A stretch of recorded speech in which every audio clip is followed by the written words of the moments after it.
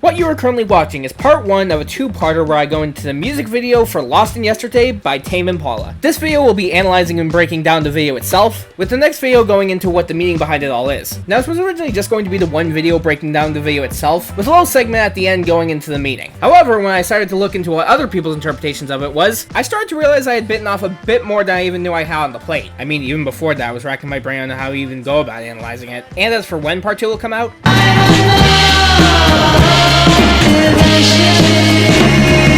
because that also brings me to why I'm uploading this in two parts, other than to give the theorizing and meaning the space and time it deserves, but because I'm also still trying to figure out and wrap my head around what the video and hell, even the song is about. The phone scene and ending especially, but we'll get to that. So I'd actually be very appreciative if you could give me your interpretation of the video and or song, in hopes it would help me get some sort of conclusion on what they mean, or at the very least make it faster. Oh, and don't be afraid of your interpretation being different from the common consensus, because from what I've seen, my current one is anything but. Also, because my original purpose for making this video was for those who wanted to know what was going on in the video, but didn't want to have to rewatch it 100 times just for that. And one more thing, I've broken up the music video itself into 7 different segments: waiter, cake, guests, bar, dance, band, and phone, which I didn't label. But anyways, I have talked way too much. What's up guys, my name is Aidan, and today we're going to be breaking down the music video for Lost in Yesterday by Tame Impala.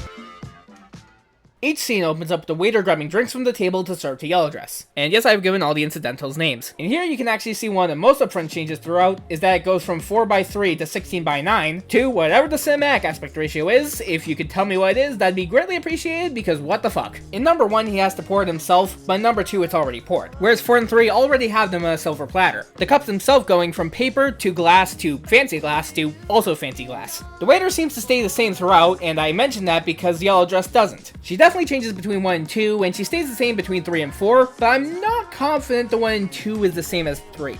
In the first one, she's a bit of an, edgy bitch, if you will, because when handed a drink, she just drops her cigarette in it. In number 2, she's still not having fun, but is less of a bitch about it. But in 3 and 4, she's actually having fun. Even seems like she says thank you to the waiter in 4. You can also notice back drinker in 1 and 2, but he's seemingly gone from 3 and 4. But that's actually because this is the perfect transition into Cake, where you can see he's actually by the newlywed in 4. Speaking of, in number 1, you can actually see that the couple is a little distant, or at least the bride is, with the groom awkwardly trying to make it work. Also, as of me editing this, I actually noticed you can also tell that in the body language of their hands when cutting the cake. By number 2, you can notice that not only do they seem happier, but also that the bride has changed. It's not immediately obvious other than the hair seeming a little brighter, but you'll know soon. The bride stays the same from here on out, but the groom actually seems to change between 3 and 2. Once again, it's a little hard to tell, but once again,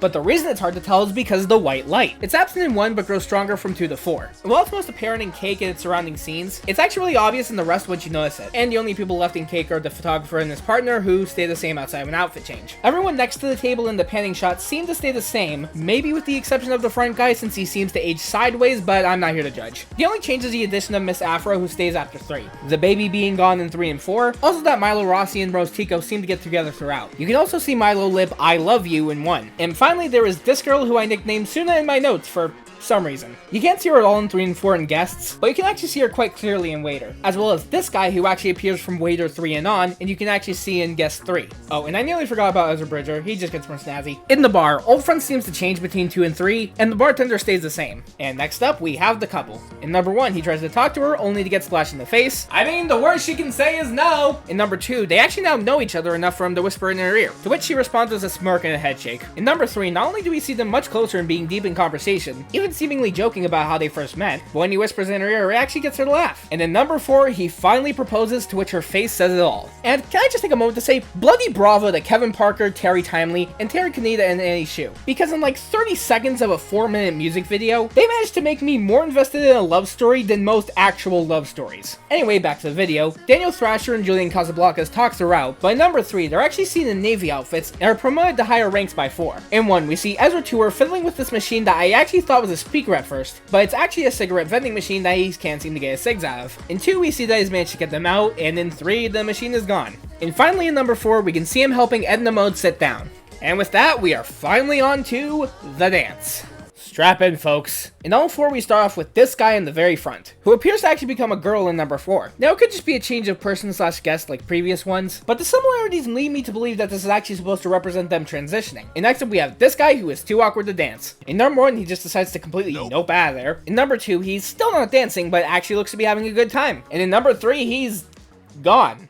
Because he's actually kind of dancing. I knew you could do it! And finally in number 4, he's back to sitting out, but this time with pride and style. Purple Gal is here throughout, but seems to gradually get closer to DJ Viking, who is introduced in number 2. In number 2, there's this guy wearing a navy hat, absolutely busting it down on the dance floor, who never appears again. Possibly he joined the family in between 1 and 2 and died in the navy between 2 and 3. Or more likely 2 is the only one who could make it to. And lastly, we have the front couple who appears on 2 and seems to be gone by 4. Or at least the guy is, because the girl in the hat actually looks kind of similar to the girl in 2 and 3. Perhaps he couldn't make it, so she went with Pink Butt instead. And that is everything I could find in dance that isn't just, well, the family getting bigger. At the end, I'm going to encourage you to let me know if I missed anything throughout this video, but this is the one scene where I'm not confident I haven't missed something for obvious reasons. I tried my absolute best, but if I missed something, please let me know. But with that, we get to the easiest segment of the video, the band, because there's nothing to say other than the band gets bigger and Kevin gets snazzier, which immediately brings us to the most confusing scene, the phone. In number 1, she's crying her eyes out. In number 2, she's having a regular conversation, if maybe a little annoyed. In number 3, she gets off the phone in static to hug what I assume is her partner. Now, this video is only the breakdown, so I'll keep this part brief, but I have absolutely no idea what's going on in this scene. When I first saw it, I was like, okay, maybe they had a miscarriage, and the final one is the baby finally going through. But other than that, not really making much sense. Why would you find that out over the phone? You have to be in the doctors to find that out. And when I asked other people, they were like, oh, she's getting broken up with. Which would actually make sense, and the second is them, like, having a bit of an argument over him not being able to get there. But then, like,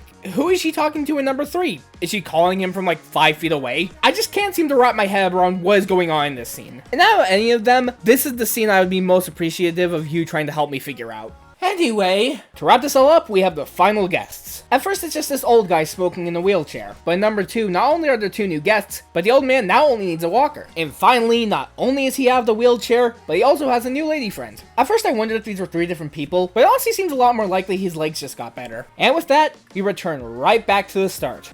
At least for the first 3.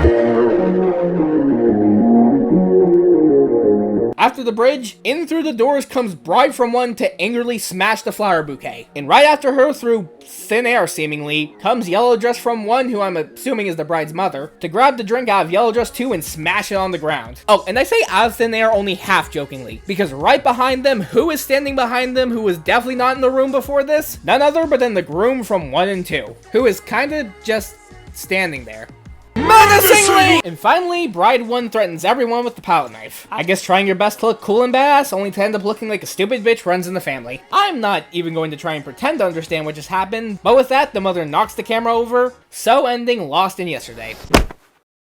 Holy f***, that was a lot. I believe he mentioned it with the couple before, but like, bloody bravo to literally everyone who made this music video possible. The only thing more of a masterpiece than the song itself is the video, as batshit insane it got towards the end. This video may have been all about breaking the music video down, but that doesn't even go into the directing, the acting, the lighting, the sheer difficulty of getting those one-shots down. I could honestly make a whole other video just talking about that. Please do not ask me to, I am very tired. But yeah, if you haven't listened to this song or really any of Kevin's catalog, I seriously recommend it. I'd never even heard of him before May of this year, and when I did, I binged his entire catalog within a month, and now he's one of my absolute favorite artists of all time, with some of my absolute favorite songs of all time. Lost in Yesterday very much being one of them. But that is going to do it for this video. Thank you guys so much for watching. If you have any interest in a part 2, please let me know your interpretation of this video down in the comments. And don't you go thinking that your interpretation won't matter, because I am very desperate. As well as if you've noticed something that you think I missed. Like and subscribe, because my next video is sure to be jaw-bending, heart-dropping, and mind-stopping. Links will be down in the description, or take a break from social media, because you probably need it. I'm gonna go fall asleep, and I'll see you guys next time. Bye-bye. I'm anxious and I'm proud! I'm anxious and I'm proud! I'm anxious and I'm proud! Is that what he calls it?